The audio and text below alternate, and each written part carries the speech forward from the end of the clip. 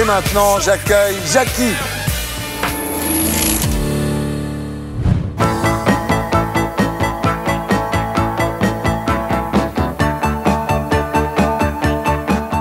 Dis-moi, Lily. Oui. Tu comptes sur le César, toi? Ah, ouais. Pour l'été meurtrier, tu veux dire? Pour l'été meurtrier? Ouais. J'espère l'avoir, oui. Tu risques, hein. Tu risques. T'es sûr? Regarde. Je peux te prendre un peu tes lunettes? Merci. Oui? Ça me va comme ça? T'aimes bien les canards? Oui, pourquoi? Ce serait bien que tu fasses une petite imitation, non? Tu veux? Pour les téléspectateurs de Platine 45.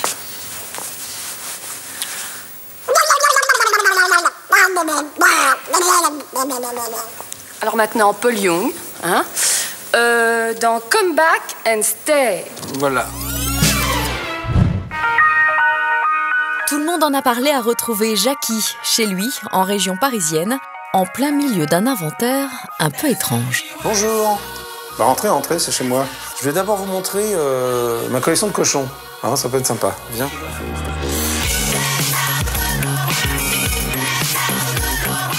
La collection de cochons, c'est ma femme et moi-même qui avons décidé de la faire. Parce que quand on s'est connus, je sais pas, on se traitait de cochons et cochonnes. On s'est dit, tiens, on va faire une collection de cochons. Voilà. Celui-là, je l'ai acheté à New York. C'est en carton-pâte, j'adore. Voilà, dans Little Italy. Oh, il a dû me coûter au moins 10 $ américains. Elle est magnifique, voilà. On dirait Piggy la cochonne. Dis bonjour. Ah, bonjour. Mais ses passions ne se résument pas aux cochons.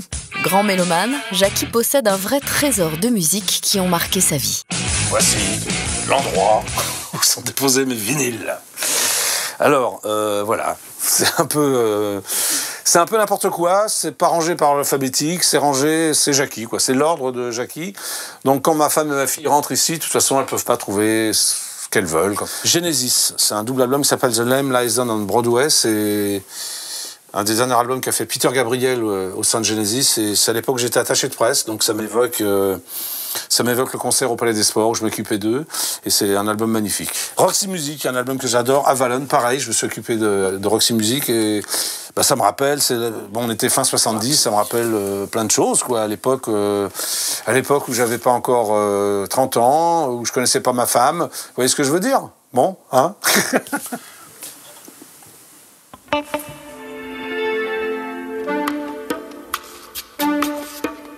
Et c'est en musique que Jackie trouve l'inspiration pour écrire l'une de ses 2 émissions quotidiennes. Les news, je les fais en arrivant à IDF1, vers 14h. Par contre, les questions pour l'invité, c'est là que ça se passe. Donc je prends mon stylo et je prends mon cahier de questions pour l'invité. Ça s'appelle le cahier questions pour l'invité. Mon interview au JDA dure à peu près un quart d'heure, donc j'ai pas mal de... Alors, j'ai une manière aussi assez spéciale de préparer mes interviews. J'ai un fil rouge où je pose des questions, mais je prépare pas un quart d'heure de questions. Et souvent, j'ai une technique à moi de l'interview, c'est-à-dire que je rebondis sur la réponse de mon invité. Voilà. Ben voilà, j'arrive, je suis là du lundi au vendredi, j'ai 2 émissions en direct. Et là, il est temps que je prépare la première qui s'appelle le JJDA. Voilà, suivez-moi. Hop. Alors ça c'est mon bureau, je vais m'y mettre d'ailleurs si tu veux, voilà. Je fais mes news, tu vois, j'ai pas de prompteur moi au JJDA, hein. Tout est inscrit là comme ça, donc je fais mes news. Pour lancer les jingles, je le fais avec, comme ça, avec mon jingle. La musique c'est moi qui la fais, hein. Ça fait un jingle, voilà, c'est pour lancer les news. Mais avant l'antenne, il doit se refaire une beauté. Là, c'est Tracy qui me maquille donc pour mes 2 émissions. Et ça va, elle maquille pas trop mal. Ça fait pas longtemps que tu maquilles, Tracy? Ça fait combien de temps? Non, ça fait 2 mois. T'as fait des progrès, Marc, en 2 mois. Hein, bah, c'est sympa, je me laisse maquiller par une maquilleuse qui maquille que depuis 2 mois. Son ADN, c'est l'humour. Et c'est bien cela qui a séduit Jean-Luc Azoulay, producteur et président d'IDF1. Détour par son bureau avant enregistrement de l'émission. Bonjour messieurs, dames. Voilà, c'est Jean-Luc Azoulay. Ah bah c'est l'animateur le plus animé du PAF, je pense. Moi je suis un peu contre, je suis pas très contre. Cela fait maintenant plus de 30 ans que les 2 hommes travaillent régulièrement ensemble. Une grosse discussion. Excusez-moi, je dois faire l'émission là, j'y vais. Attention au chien. Oui, ah oui, attention à Charles-Henri. C'est quand même l'héritier, Charles-Henri. Hein.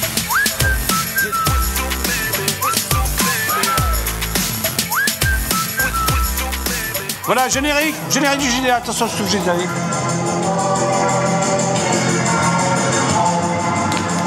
Et inscrivez-vous, c'est peut-être vous qui deviendrez Miss JJDA 2012.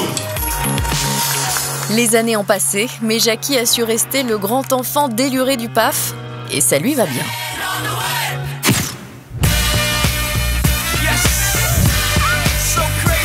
Et maintenant, la lumière se rallume sur Jackie. Jackie, bienvenue sur le plateau de Tout le monde en a parlé. Vous êtes né le 30 avril 1948 dans le 19e arrondissement de Paris, mais votre père ne vous déclare que le 1er mai. Oui, je suis né le 30 avril à 23h30. Ah oui. Donc c'était un peu délicat. Donc il était allé le 1er mai, il était tellement ému qu'il a dit voilà, mon fils est né le 1er mai. Avec du muguet partout, enfin, c'est sympa. Alors, votre nom d'état civil, c'est Jacques Jakubowicz. Vous êtes d'une famille juive ashkénaze d'origine polonaise, pas du tout tradie. Chez vous, on ne mange pas kasher, on ne fête pas Shabbat. On fête les 3 grandes fêtes, évidemment, Rosh Hashanah, Kippour et Pessah, mais c'est tout. Et d'ailleurs, plus tard, vous vous marierez avec une catholique et vos 2 filles seront élevées chez les bonnes sœurs. C'est exact, absolument. En revanche, vous dites, je me sens de culture juive avec un humour juif fait de dérision et d'autodérision. Très ashkénaze, évidemment. Ah oui, je suis complètement juif ashkénaze, j'adore Woody Allen, Mel Brooks, tout ça. Enfin, oui, je pratique l'autodérision tous les jours. Oui, c'est sûr.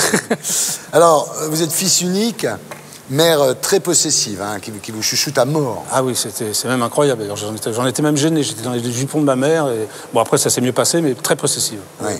Alors, vous dites j'aurais pu devenir beaucoup plus chiant, en fait. Je suis déjà pas mal chiant et j'aurais pu être beaucoup plus chiant, oui. Très égoïste, tout ça, mais enfin, bon, après, ça s'est arrangé. Alors, votre père est dans la schmatt, d'abord tailleur, ensuite boutique de fringues. Boutique qu'il aurait aimé vous voir reprendre, j'imagine, non? Ah, c'était son rêve. Ouais. La tradition de père en fils chez les juifs ashkénazes, c'est comme ça, quoi. Ouais. Même chez les séfarades, d'ailleurs, de père en fils, mais non, j'ai vite compris que c'était pas pour moi. Ouais. Et lui, il a compris un peu plus tard que c'était pas pour moi non plus. Lui, il était arrivé dans les années 30, c'est ça? Oui, il est arrivé en 36 de Pologne, parce que ça chauffait quand même là-bas pour les juifs. Ouais. Il n'avait pas de permis de travail, il s'est débrouillé, et puis voilà, quoi. Bien réussi. Oui, il a réussi. Oui, il a réussi. Alors, en 11 ans, vous partez dans une colonie de vacances juive laïque à Verberie, dans l'Oise. Et là, vous rencontrez Richard Gottener, qui deviendra vite votre inséparable ami. Déjà, on faisait des conneries à 11 ans, quoi. C'est là où j'ai commencé à avoir la fibre artistique. Ouais, on écrivait ouais. des sketchs. On se prenait pour Poiret et Serrault. Sauf qu'on n'était ni Poiret ni Serrault, quoi. C'est-à-dire que là, vous, l'enfant couvé, vous découvrez avec lui le drôle de jeu qui consiste à manger des araignées vivantes. Des faucheux, exactement. Ouais. Entre autres. Mais vous écrivez des sketchs ensemble plus tard, non? Vers 18 ans. Oui, absolument. On passait dans les cabarets en auditeur libre, notamment à l'échelle de Jacob. On était passé en première partie de Thierry Leluron, je me souviens. Mais enfin, personne ne nous écoutait, personne rigolait. Il y avait que les bruits de fourchettes et d'assiettes. Donc on s'est dit, bon, on va essayer de faire un truc, mais séparément, tout en restant potes, quoi. Alors, vous faites vos études au lycée Voltaire. Et là va arriver la vraie transformation, c'est une révolution, la découverte du rock'n'roll.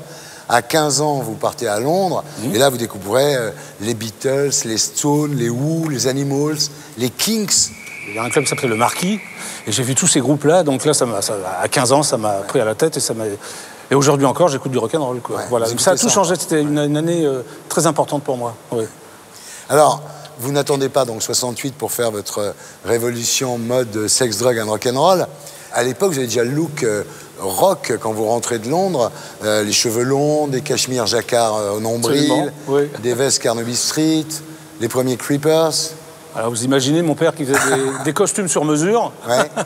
Il était effrayé quand il me voyait rentrer de Londres, surtout la première fois, quoi. Ouais. C'était terrible, terrible. Mais j'ai tenu bon, quoi. Ouais. Alors, vous réussissez quand même à obtenir le bac philo. Oui. Et un diplôme de journaliste à l'école de la rue de Rennes. En revanche, le service militaire, vous êtes obligé d'y aller. Hein. Mon père m'a quand même pistonné, mais je suis obligé d'y aller, mais j'ai réussi quand même à me faire former au bout de 3 mois. C'était dépression. Oui. J'étais dans l'armée de l'air, d'ailleurs, la BA 117. Ouais. Place Ballard. Et là, en 1973, chez le coiffeur, vous rencontrez Daisy Lama, l'ex-femme de Serge Lama, qui était attachée de presse chez Philips, donc grosse boîte à l'époque. Elle vous trouve marrant. Oui. Et elle vous engage comme assistant. Il a fallu quand même que je fasse un entretien avec le directeur de la promo qui s'appelait Louis Nucera à l'époque, qui après a été directeur littéraire chez Lattès. Ouais. Il a été très sympa d'ailleurs, il m'a reçu. C'était plus qu'assistant d'ailleurs, il voulait que je sois un peu attaché de presse. Et donc il me reçoit dans son bureau, mais Daisy me prévient, il me dit voilà, tu sais, il voit plusieurs personnes, c'est pas sûr que ce soit toi. J'arrive dans son bureau, je reste 10 minutes debout, il me dit pas de m'asseoir, donc je reste debout. Il se lève, il était niçois, il me dit Manon, tu peux t'asseoir. Il m'a posé 2 questions. Il m'a dit est-ce que tu parles anglais? J'ai dit oui. Est-ce que tu connais des gens dans le showbiz? J'ai dit non. J'ai dit, je vais lui dire non, je connais personne, je ne vais pas commencer à... Et voilà, c'est tout. Et le lendemain, il m'appelle, à l'époque, il n'y avait pas de portable, donc il m'appelle chez moi. Il me dit pourrais-je parler à Jackie? Je dis c'est moi. Tu commences quand tu veux. Et voilà. Génial. Génial. Bien. Bonne époque. Ah, très bonne époque. Ouais. Alors là, vous devenez attaché de presse musique. Vous avez travaillé pour Roxy Music, Genesis, Cat Stevens, King Crimson, Bob Marley, Jerry Lee Lewis, Bachung, Bijou et Gainsbourg. Et quand vous ferez de la télé, Philips va vous mettre dehors, en gros, et vous deviendrez l'attaché de presse de Gainsbourg. Oui, c'est vrai. Vous devenez intime avec lui. Très intime, oui. Oui, très intime, mais m'aimait bien. Peut-être parce qu'on était ashkénazes tous les deux, il y avait une judaïté entre nous deux. Ouais, sûrement. Mais moi, j'étais déjà fan quand on me l'a présenté. J'avais 25 ans. Et finalement, il m'a choisi comme attaché de presse. J'étais content, j'étais heureux, parce qu'il m'a appris plein de choses. Vous connaissiez le vrai Gainsbourg, touchant, sensible, et pas Gainsbar. Oui, voilà. Puis les albums dont je me suis occupé à l'époque étaient bien, quoi. L'homme à la tête de chou. L'homme à la tête de chou, Rocker in the Bunker, surtout. Ouais. Enfin bon, voilà. Ouais. Et puis j'ai arrêté avec son premier album reggae, quoi. Ouais. Aux armes, etc. Et là, vous rencontrez Antoine Decaune, donc qui produit et anime Chorus sur Antenne 2, et il vous dit Jackie, viens faire le crétin sur le toit de l'Empire. C'est exactement ça. Avenue de Wagram, c'est là que se tournait Chorus. Viens faire le crétin sur le toit de l'Empire le samedi matin. Tu te mets à côté de moi et tu dis rien. Oui, c'est ça. Je ne servais à rien, en fait. J'étais le premier présentateur muet de la télévision française. Ouais. Alors, je lui mettais les doigts dans le nez, les doigts dans l'oreille. Je lui mettais un chapeau sur la tête. Puis, en fait, ça le rassurait, Antoine, ses balbutiements à la télé. Et ça le rassurait que je fasse mes conneries à côté de lui. Il était face caméra, il parlait de Bruce Springsteen, déjà. Et voilà, et moi, je faisais le crétin. Vous dites, j'ai jamais voulu être animateur. Et lorsque ça vous arrive, vous avez 30 ans. Mais c'est pas vraiment votre ambition d'être animateur. Ah non, j'ai jamais voulu faire animateur. C'est que des rencontres avec des gens qui ont permis que je sois ça. Quoi. Vous seriez resté attaché de presse ou directeur de promotion? Oui, peut-être directeur artistique, directeur de production d'une maison de disques. Oui, je voulais rester là-dedans, moi. Alors en 1981, Chorus s'arrête. Et Jacqueline Joubert, la maman d'Antoine Decaune, vous avez vraiment de la chance avec cette famille, qui est directrice de l'unité jeunesse chez Antenne 2, vous propose de remplacer Dorothée pour 2 émissions, en fait, au départ. Absolument. En Récréa 2, et vous allez y rester 10 ans. Voilà, c'est incroyable, quoi. Ouais. Donc je faisais Récréa 2, puis à la même époque, il y avait Les Enfants du Rock aussi. Voilà, en 1982, Pierre Lescure, directeur des variétés d'Antenne 2, crée Les Enfants du Rock, avec Antoine, évidemment. Et là, vous participez à l'émission... Oui. Ouba Ouba. Ouba Ouba, c'est ça. Lescure crée aussi Platine 45, la première émission de clip que vous animez. Absolument, il m'a dit écoute Jackie, j'ai pensé à toi, j'ai dit ok, je le fais, voilà. On tournait nos clips, c'était pas des clips de maison de disques. Ouais. Alors à l'époque, vous avez 3 émissions, Récréa 2 pour les enfants, Platine 45 pour les teenagers, et Les Enfants du Rock pour les branchés. Je faisais le tour de la question. Plus une émission quotidienne sur Europe, plus les spectacles de Dorothée.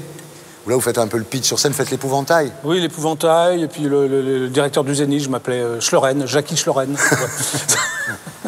Alors, vous faites aussi un duo avec Lio, TTO. C'est pas votre premier disque, hein?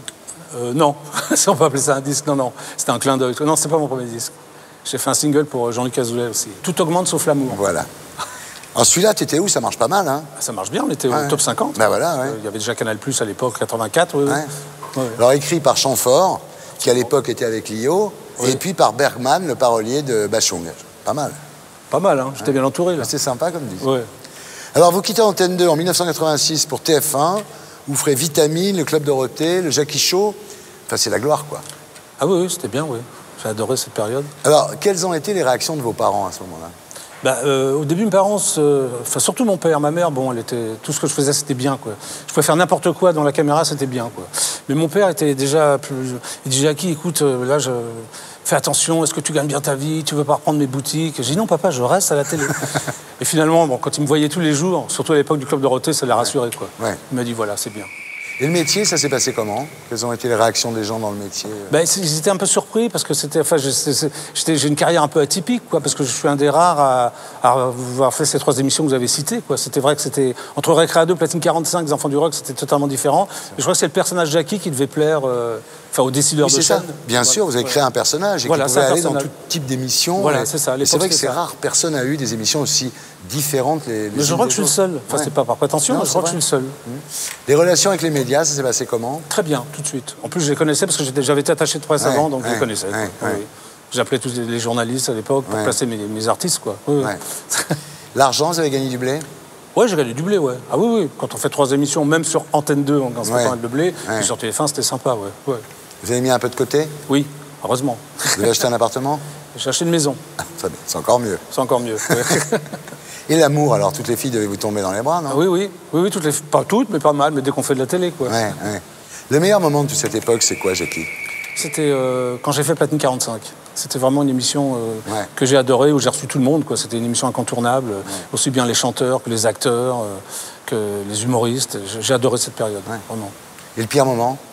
Ça a été aussi Platine 45.